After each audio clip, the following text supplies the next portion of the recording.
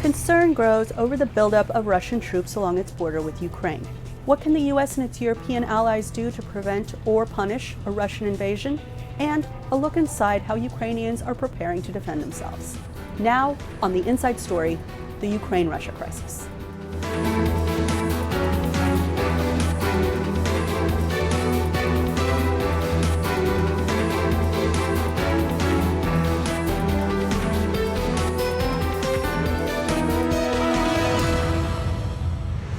Hi, I'm Anita Powell, VOA White House correspondent.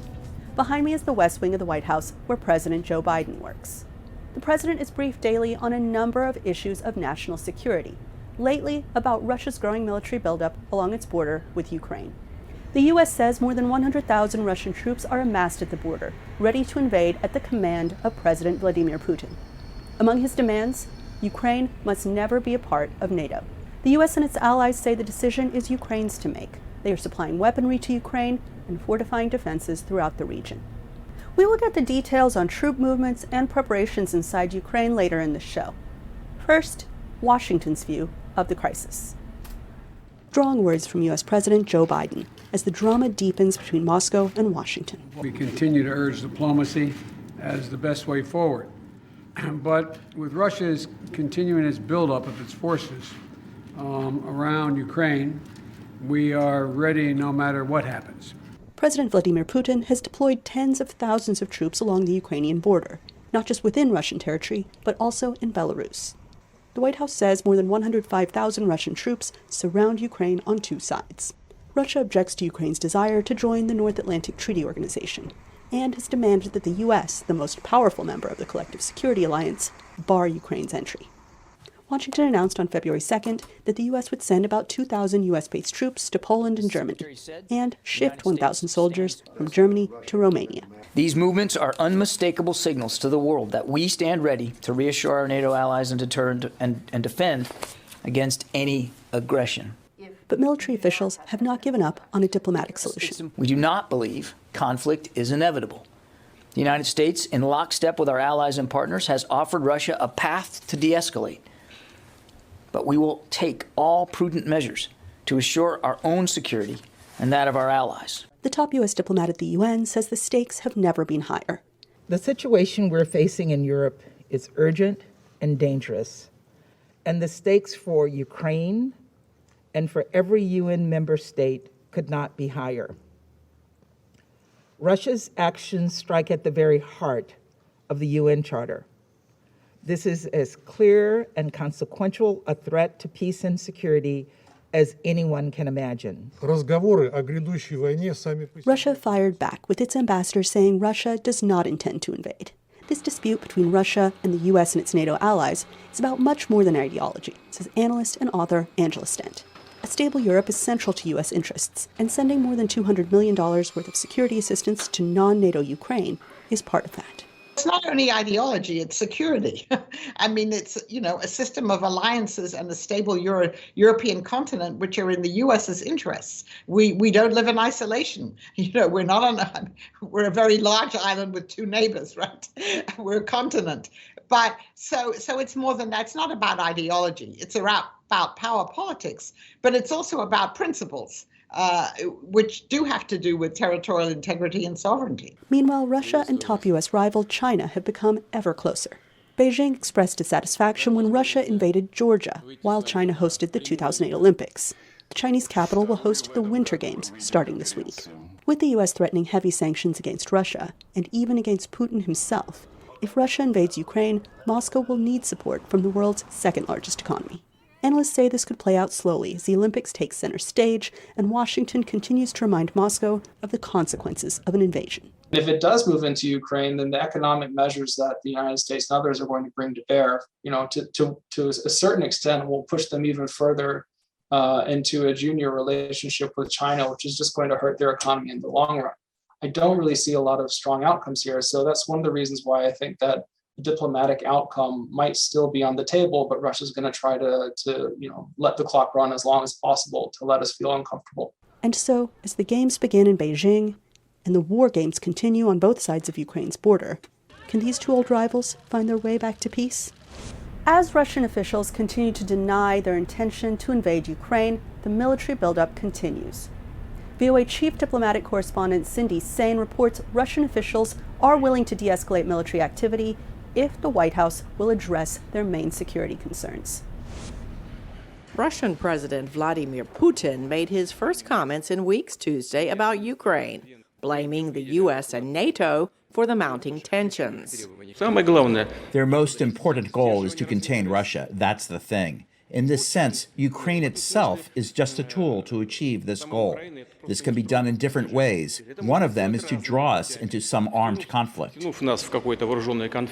But experts note Putin is the one who deployed more than 100,000 Russian troops to Ukraine's border, Crimea, and Belarus to bolster his demand that NATO pull some of its forces out of Eastern Europe and promise to never admit Ukraine.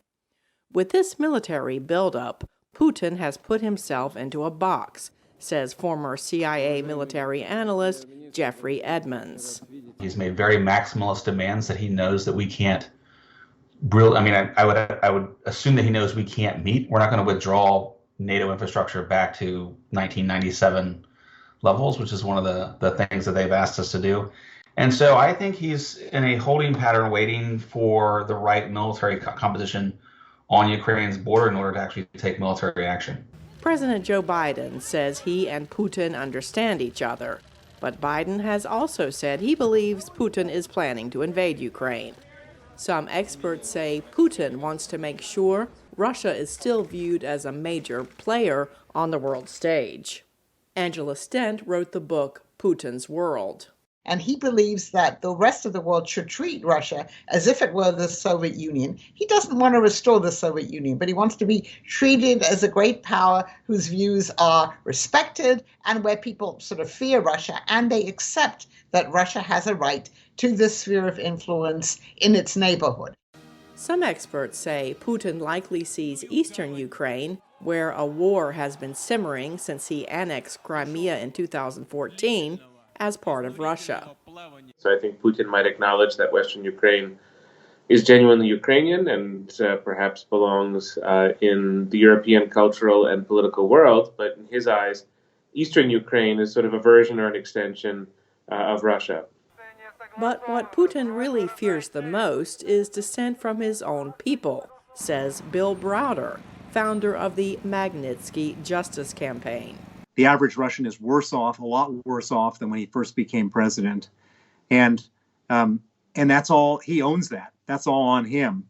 And so he's pulling this strategy straight out of the dictator's playbook, that when people are mad at you, make them mad at somebody else, start a war. During his New Year address to the nation, Putin did not mention that he implemented a major crackdown on his critics. The most influential one, Alexei Navalny, was jailed 1 year ago after he survived a poisoning attack. Cindy Sain, VOA News. As Russian forces gather along Ukraine's border, the Pentagon has placed 8,500 troops on heightened alert for possible deployment to NATO countries in Eastern Europe. VOA Pentagon correspondent Carla Babb spoke with Pentagon Press Secretary John Kirby about the U.S. position and potential military involvement. The president has been very clear that in the event of another invasion of Ukraine by Russian forces, the U.S. forces will not be engaged on the ground in combat in Ukraine. He's made that very, very clear. But he's also made it very clear that we have an obligation to our NATO allies to make sure that we're backing up our Article 5 commitments to the alliance. And so we are exploring a range of options to help bolster the alliance on the eastern flank and to prove our dedication to that very ironclad security commitment inside NATO. And so clearly by invading Ukraine, Russia would put the pressure on the U.S. and NATO to bolster their eastern flank with troops and other defenses, yes? Look, I would argue that already there's a feeling of some pressure inside the alliance to make sure that it is clear to Mr. Putin how seriously all the allies take our mutual defense requirements. So we've got to make sure that that not only do we send a strong signal about NATO solidarity, but that that the alliance really is solidly prepared to defend itself if needed. You mentioned the building up of defenses, and one of those domains that we have in the defense world is cyber. The Deputy National Security Advisor for Cyber is in Europe as we speak. Would a cyber attack on Ukraine constitute a Russian incursion? Well, I think I'd say what the president said was any incursion in Ukraine would trigger economic consequences, and I think I'd rather not characterize it beyond that. That said, you're right that we have seen this out of the Russian playbook before, the use of cyber operations to sow discord or to try to incite violence, to disrupt infrastructure. And we would not be surprised to see that again used by Russia in the run-up to perhaps something more conventional from a military perspective. And we have, as you know, we have a small number of trainers in Ukraine, and since 2014, the United States has helped contribute to better cyber resilience inside Ukraine. Not to say it's perfect, but I think the Ukrainians understand too that that is a tool that the Russians could use, and that we all need to be mindful of that and to be watching out for it. You have said here in this room that Russia has more than 100,000 troops at the border with Ukraine. Russia is denying that currently, so why not declassify some intelligence to show who's telling the truth? Well, look, I mean, we're confident in our assessments, and we are careful in the degree to which we talk about those assessments. I think that's the prudent thing to do here when you're dealing with an actor like Russia. They also have denied that they have any intention to invade Ukraine again, to violate Ukrainian sovereignty. So, a way to prove that would be to take those more than 100,000 troops and send them back home, rather than keep them arrayed as they are around the eastern and northeastern border of Ukraine, down south around Crimea, and then in occupied Crimea, and then in Belarus too. And then the final question, you've been talking about the escalation that Russia has been doing. Have they shown any signs of de-escalating at this point? No, they have not. As I said, even just as recently as today, we continue to see the flow of additional combined arms capabilities from elsewhere in Russia to the border with Ukraine and into Belarus.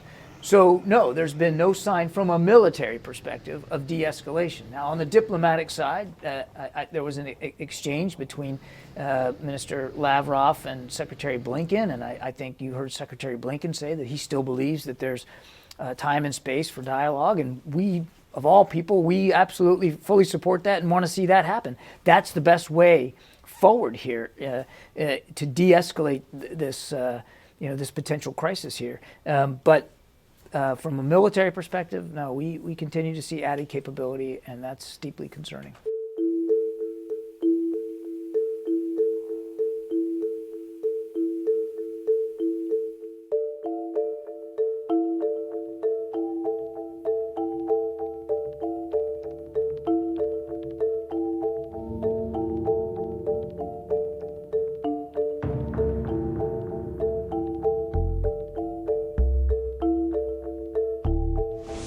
Ukraine's leaders are trying to calm anxieties of a country trying to conduct business as usual.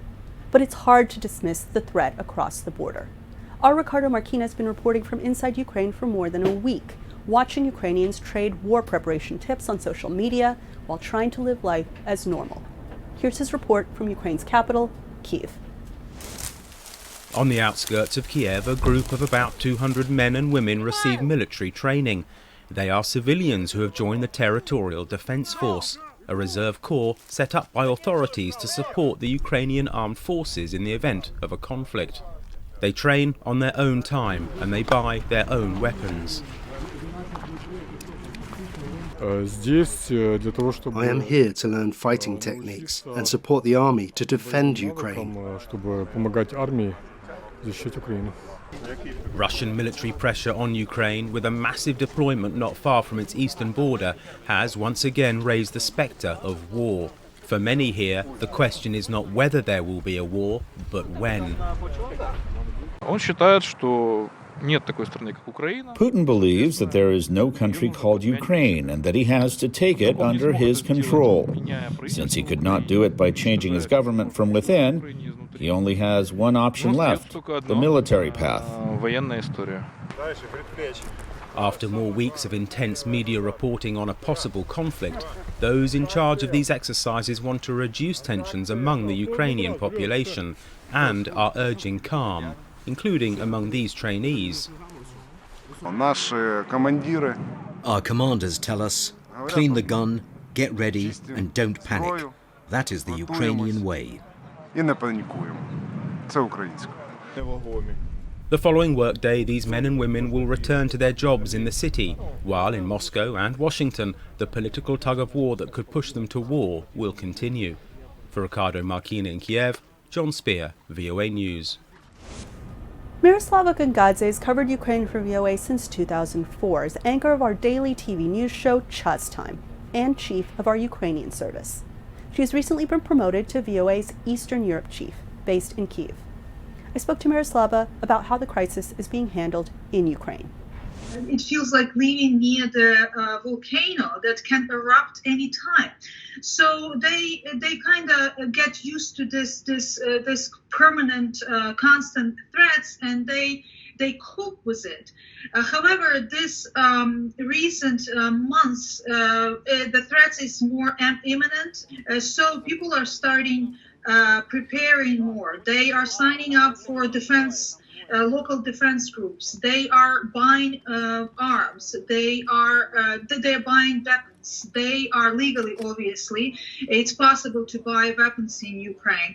They are creating safe houses. They are planning their escape routes. They are planning to take their families out. Do you think that these are evenly matched forces?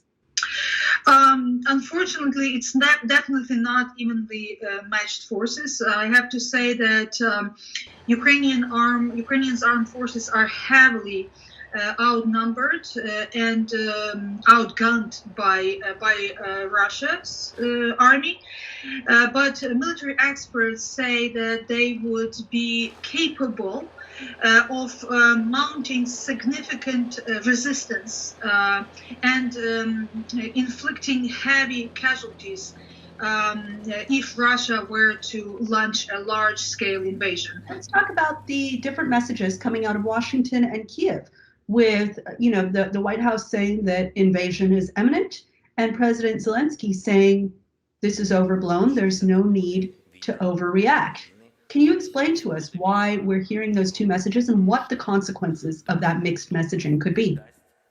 My take would be that it's just probably unimaginable for Ukrainians and for Ukrainian government that something like that can happen, meaning that full-scale invasion can happen. Everybody understands that this, if this invasion will happen, that will change Ukraine, it will change the Europe, and will change the world, is what President Joe Biden said. He said this would be the biggest deal since World War II. Do you agree with that statement? I totally agree with that. I think the Joseph Biden and our US NATO allies understand, specifically Europeans who are close to member of European Union and those who are close to Russia, like Poland, Romania, those countries in the North Baltic states. They are aware of Russian threats, and they feel and understand it the most. And they do ask United States and NATO to help and to support more. And then finally, I just want to talk about some of the other players on this very complex chessboard. We see this as a big contest between NATO and Russia, with Ukraine caught in the middle. But let's talk about the other characters. We also have China and we also have Turkey. Those are two that come to mind. Turkey is trying to play both cards. They need to maintain their good economic, specifically political relationship with Russia, but at the same time, they do want to have Ukraine, to support Ukraine as well.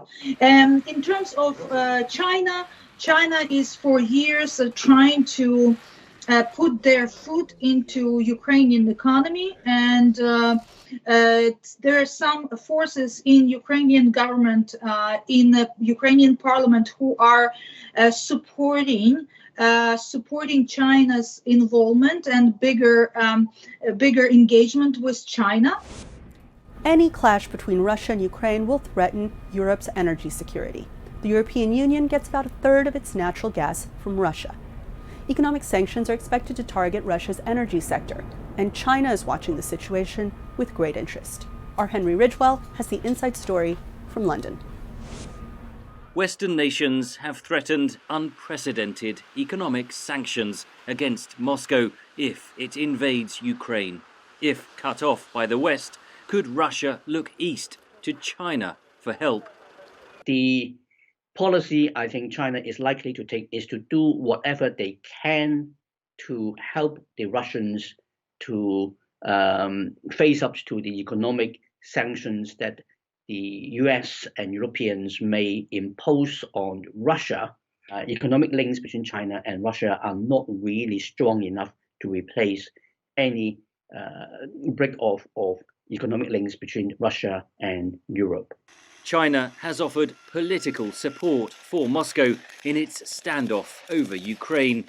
This foreign policy coordination will definitely increase because from the Russian perspective, intensification of the military partnership between Russia and China is precisely one of the major pains which Russia can inflict to the United States and NATO. Meanwhile, China is closely watching NATO and America's response to any Russian invasion. Even though there's these troop deployments to Eastern European states, no states are talking about directly sending troops into Ukraine itself to defend. And of course, China is taking note of that with some of their own territorial disputes in their own area. Taiwan is China's biggest territorial dispute, and there is a risk of miscalculation as Beijing watches events unfold in Ukraine, says Steve Tsang. The Chinese seeing the Americans and the Europeans talking big, but not doing very much about it, which would embolden them over Taiwan and potentially miscalculate what the American responses to a crisis over Taiwan might be. Despite their mutual rivalry with the US, China and Russia's interests don't always align. Beijing's multi-trillion-dollar Belt and Road Initiative cut through several former Soviet bloc states, including Ukraine. A direct rail and ferry freight link opened in 2016, linking China with Ukraine's Black Sea coast via Georgia, Azerbaijan and Kazakhstan, bypassing Russia. China has also funded infrastructure projects, including a new metro line for Kyiv. If Russia invades Ukraine, could Beijing's investments in the region be at risk? The more immediate impact on the Belt and Road Initiative would in fact be the Russian military intervention in Kazakhstan. And the Chinese government actually have shown that they are quite relaxed and comfortable with that. To them, it's more important to support authoritarian states and autocrats to stay in power, and then for some of them to be closer to Russia than to China at the moment. Over the longer term, things may change. In the short term, analysts say China is keen to keep a lid on the simmering tensions for at least the next few weeks as it prepares to host the Winter Olympics. Henry Ridgewell for VOA News, London. Thanks for watching. Follow me on Twitter at 6ArmsPowell. Connect with VOA News on Instagram and Facebook, and stay with voanews.com for all the latest news and information. See you next week for the Inside Story.